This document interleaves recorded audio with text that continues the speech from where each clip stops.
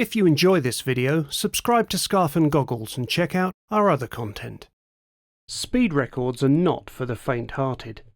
What inspires someone to attempt to set a land speed record? Is it bravery or foolhardiness? Admiration or disregard for the achievements of others? Are these people daydreamers or adrenaline junkies? It depends. Some relish the technical challenge. Some yearn for the glory of being the fastest. For some, speed is an itch there is no other way to scratch. And for some, the machine itself casts a spell that is quite irresistible.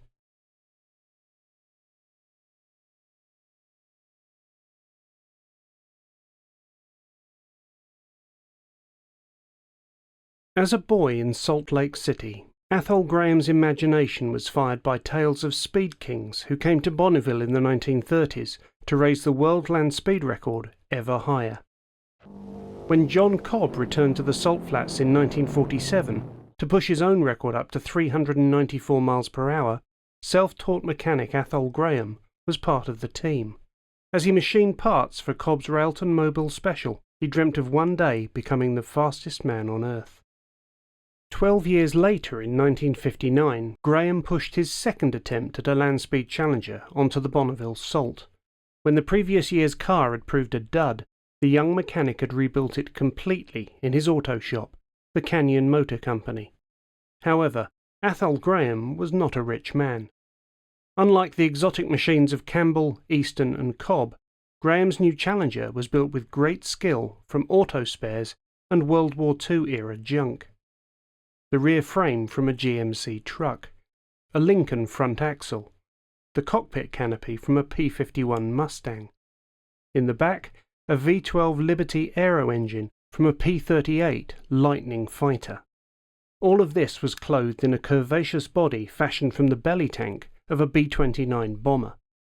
Graham had spent $2,500 on his striking new creation, and he named it the City of Salt Lake.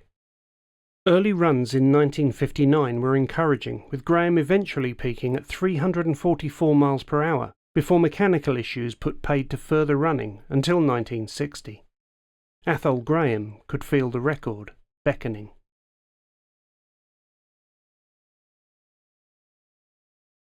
Expectations were high at Bonneville in the summer of 1960.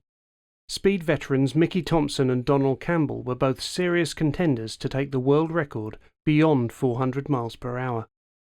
Physician Dr. Nathan Ostich was there, with his pioneering jet car, the Flying Caduceus, hotly tipped as the shape of things to come. Into all this anticipation had wandered local hero Athol Graham, who the New York Times had called the Cinderella boy of the salt beds. Despite the encouraging speeds of the previous year, Graham had spent the last 6 months improving his car.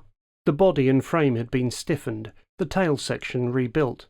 The car stood resplendent in a shiny red livery, with new wheels and tyres courtesy of sponsor Firestone.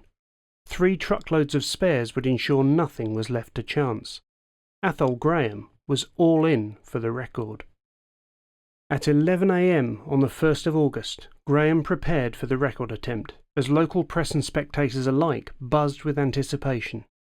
With the words, "See you at the other end," Athol kissed his wife Zeldine and climbed into the City of Salt Lake's cockpit.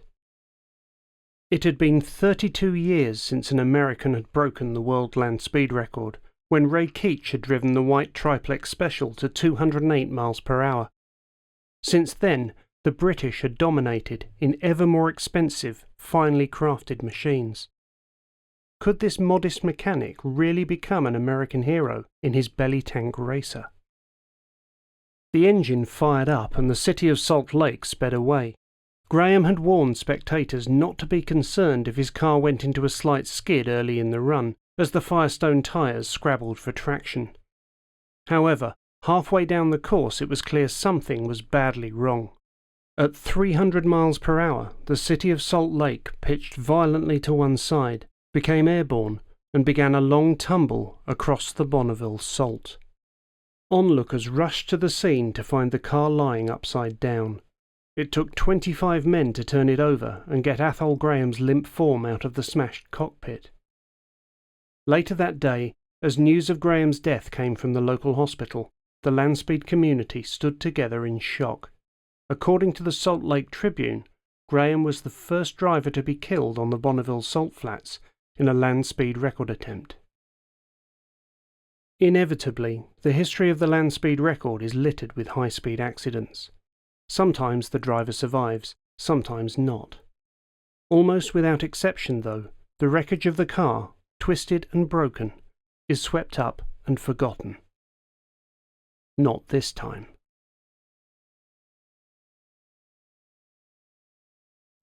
Otto Anjon was devastated by Athol Graham's death.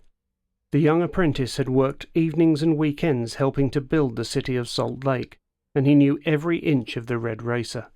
Without his friend and mentor, he was a lost soul. Despite her own grief, Zeldine Graham agreed to help Otto rebuild the car and fulfill Athol's speed record ambitions. The cost of repairs and parts eventually exceeded $10,000, 4 times what Athol had spent building the car. In a ghostly repeat of its appearance in 1960, the city of Salt Lake once again sped across the Bonneville salt. When the left rear tyre blew at 200 miles per hour, the red car slewed sideways as Otto fought for control.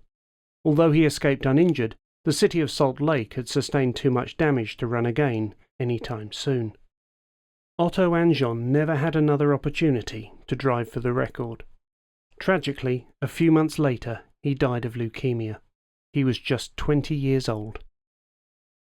The city of Salt Lake was once again damaged and without a pilot, but still the red car's time at Bonneville wasn't over.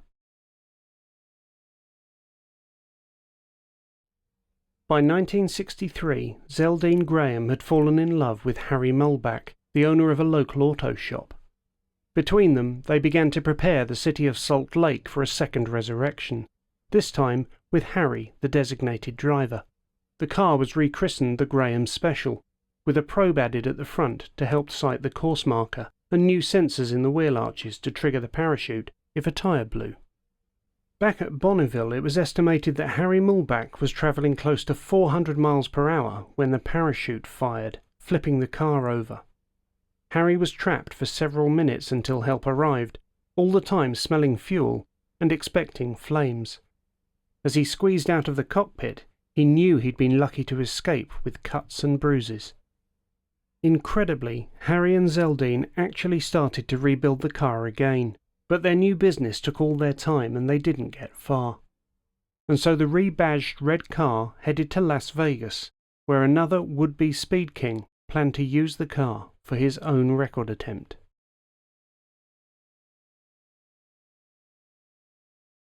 Butch Graham was just 3 years old when his father died at Bonneville.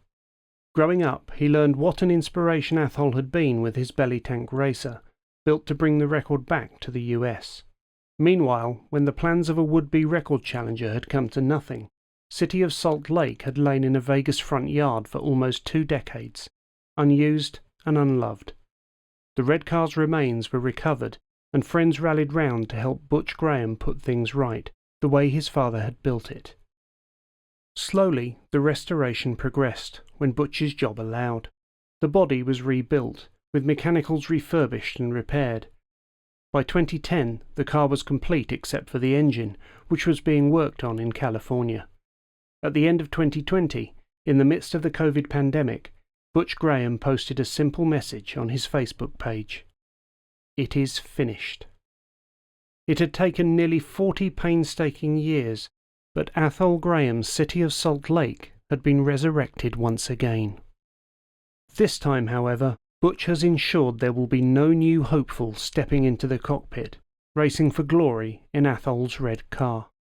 The City of Salt Lake is finally at rest in a museum, where it can continue to cast its spell harmlessly on visitors and school parties. As for Athol Graham, his spirit still watches over Bonneville from the highest point in the Silver Island mountain range, named Graham Peak in his memory. Thanks for watching. Don't forget to check out Scarf and Goggles' channel for more tales of record breaking. Until next time.